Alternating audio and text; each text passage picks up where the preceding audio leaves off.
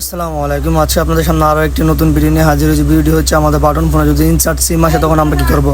তো অনেক টেকনিশিয়ান ভাইরা আছে, আমরা ইনসার্ট সিম দেখলেই ভয় পাই যে এগুলো মনে হয় ঠিক হবে না। তো বাটন ফোনে ইনসার্ট সিম মানেই হচ্ছে আপনার এটা হচ্ছে ক্রিস্টাল চেঞ্জ করলে সমস্যাটি সমাধান হয়ে যায়।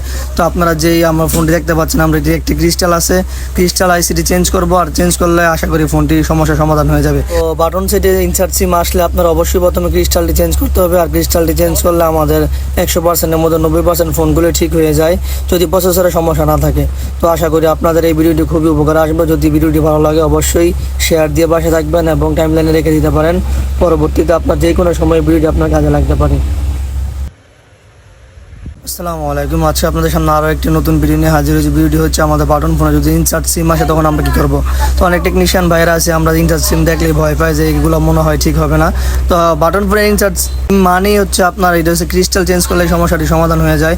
তো আপনারা যেই আমার ফোনটি দেখতে পাচ্ছেন, আমরা এটি একটি ক্রিস্টাল আছে, ক্রিস্টাল আইসিটি চেঞ্জ করবো, আর চেঞ্জ করলে আশা করি ফোনটির সমস্যার সমাধান হয়ে যাবে। তো বাটন সেটে ইনসার্ট সিম আসলে আপনার অবশ্যই প্রথমে ক্রিস্টালটি চেঞ্জ করতে হবে, আর ক্রিস্টালটি চেঞ্জ করলে আমাদের 100%-এর মধ্যে 90% ফোনগুলো ঠিক হয়ে যায় যদি প্রসেসরের সমস্যা না থাকে।